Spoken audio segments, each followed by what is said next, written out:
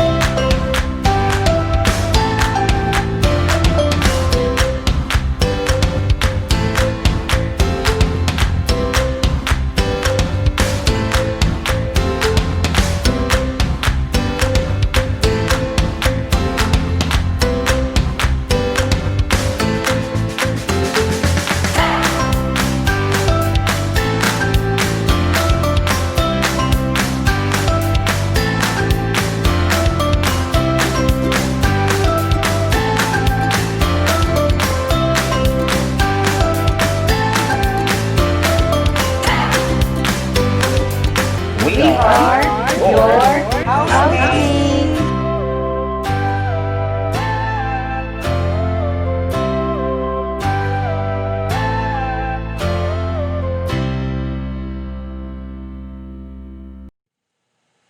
Good morning, Bagumbongians! Again, I am Mr. Zoran Pivaldissimo, one of your housemates. So for this week, our topic will be access rooms for servicing. This is our topic for quarter 1, week number 4. And again, thank you Ma'am Maria Cristina Timbal para sa pagsusulat na ating self-learning module. Para sa ngayong linggo, ano na nga ba ang kailangan natin na mga materials? Siyempre, nandiyan ang ating self-learning module na binigay ng ating mismong paaralan. At doon din kayo magsasagot. And also, if you do have your notebooks or portfolio, you may get it also para mas lalo ninyo maintindihan ang ating mismong lesson for this week.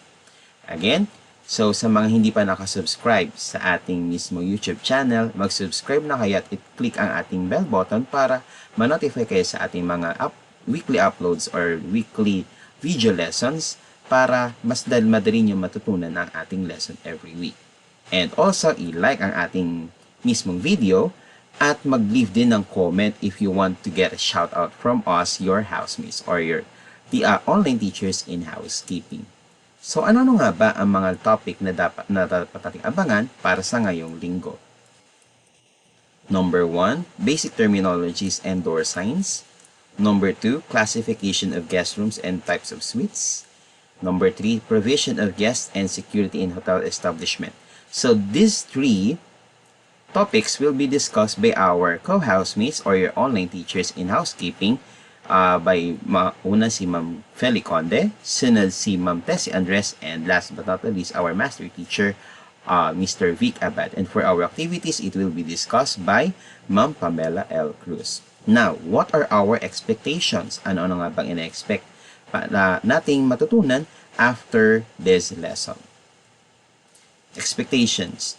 After going through this module, you are expected to identify important terminologies used in housekeeping, such as room status, door signs, guest type, and guest room classifications. Observe the guest safety and security in hotel establishments. So after we discuss this lesson, dapat yan ang mga matutunan ninyo.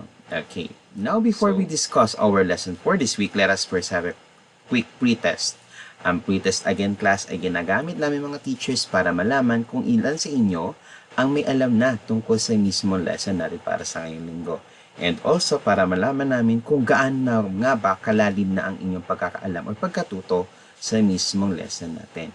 So you may get your notebook, your ball pen, and your SLMs in order for you to answer your pretest.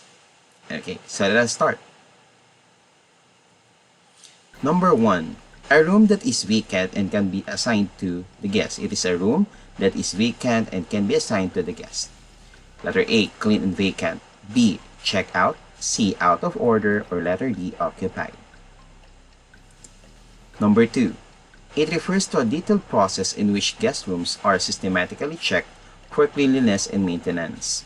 A. Cleaning service. B. Reservation service.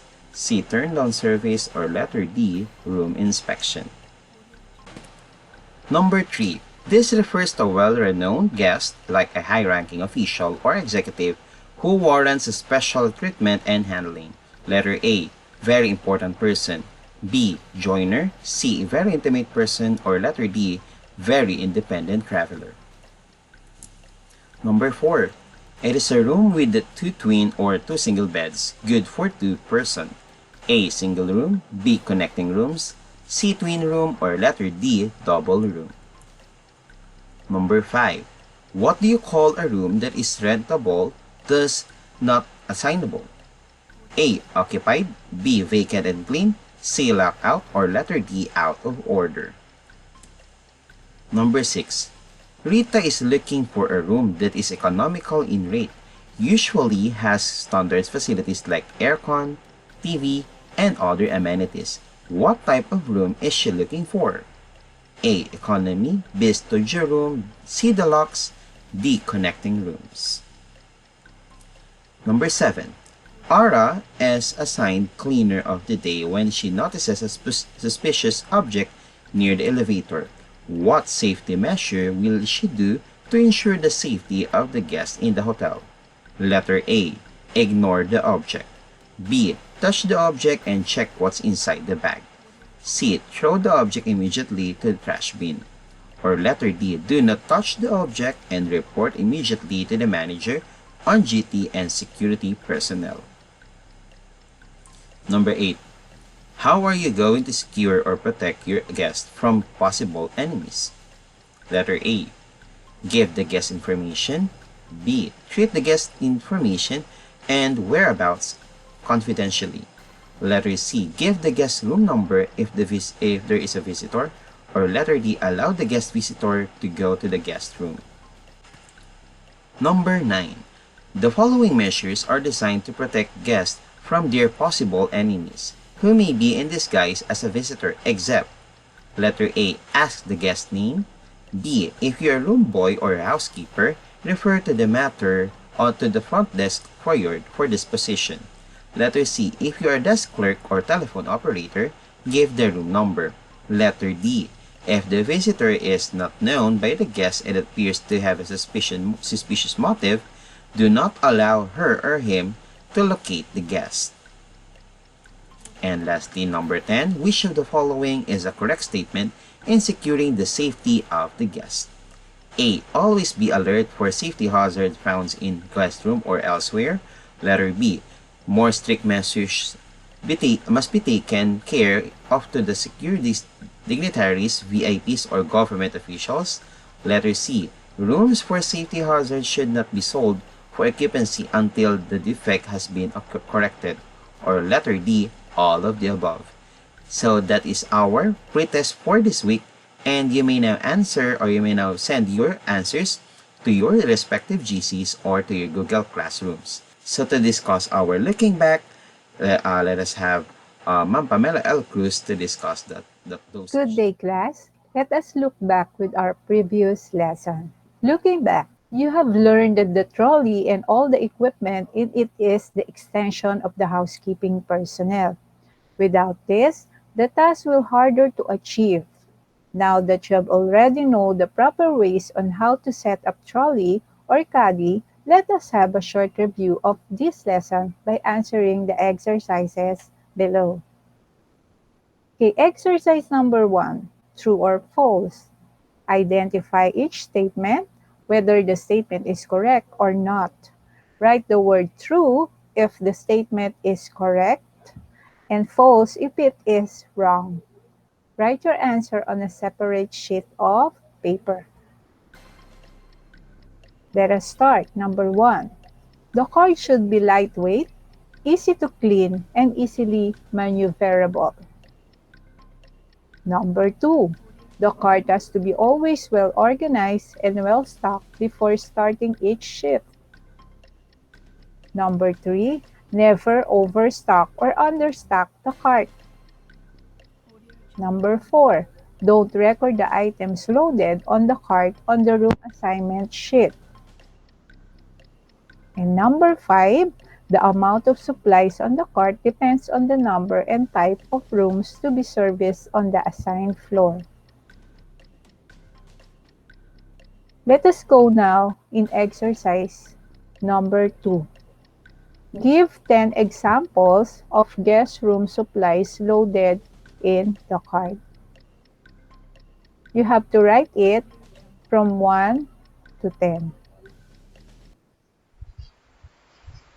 Okay, let's go to the next lesson about, and let us first go to the brief introduction about the LO2, the access rooms for servicing.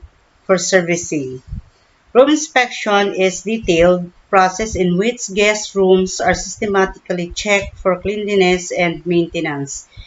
It is vital as housekeeping personnel to recognize every detail about housekeeping. So here are the basic terminologies used in housekeeping: room status and door signs, types of guests, classification of guests. Okay, now let's go to the first slide.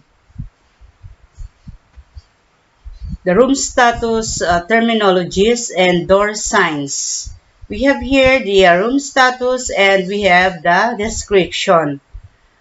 So when we say vacant clean, number 1 is the symbol is busy. The room is vacant and ready for occupancy.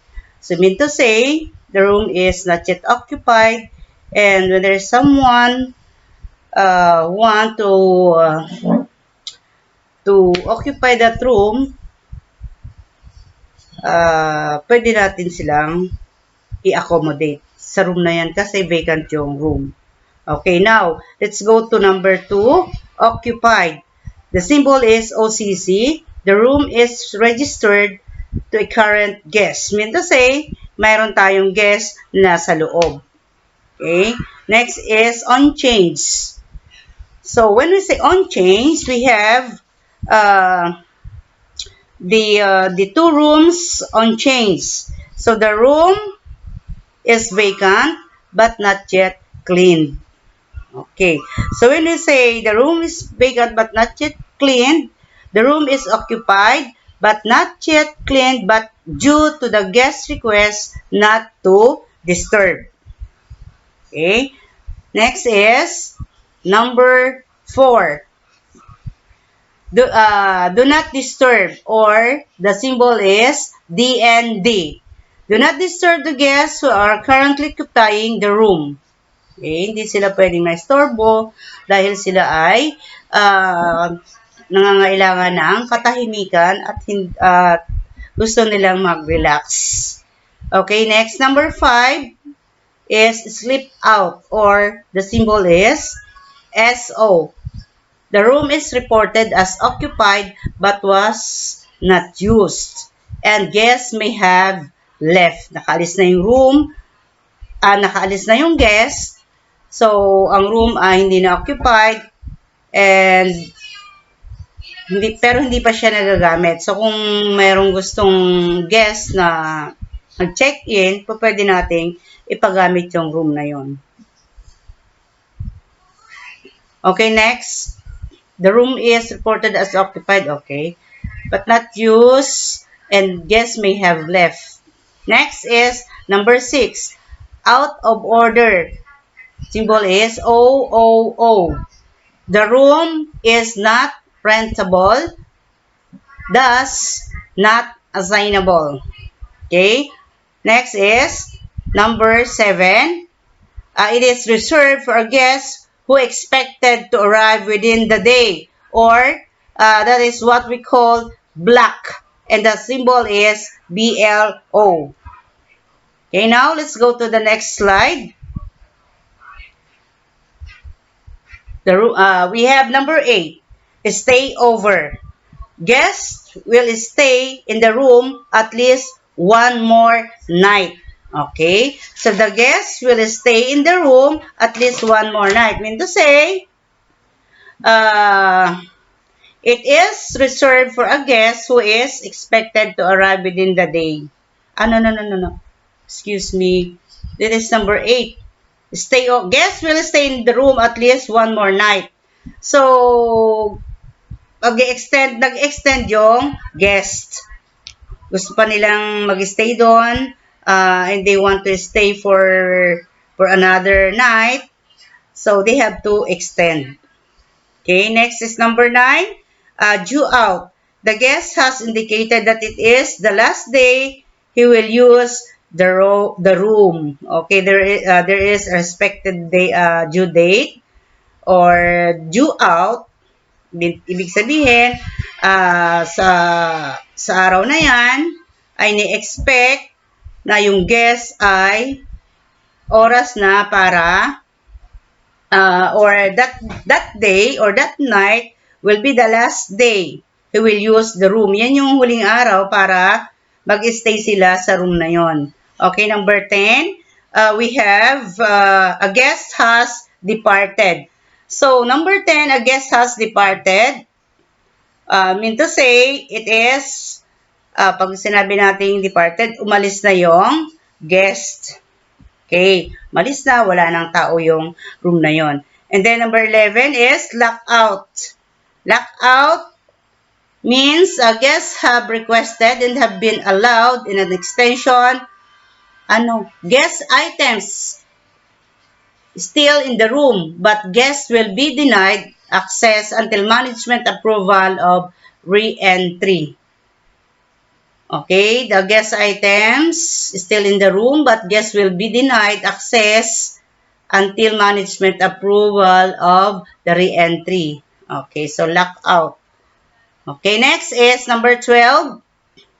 Late checkout. Guests have requested and have been allowed an extension of regular checkout time. Okay. So, once the guests ay, halimbawa, oras na para mag-check out sila, pero hindi pa sila nakahanda para mag-check out.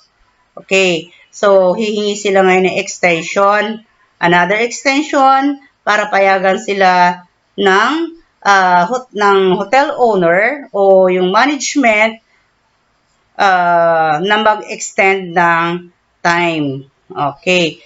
Let's say isang oras pa para maghanda para sa check-out time nila. Okay, number 13 is we have the skipper.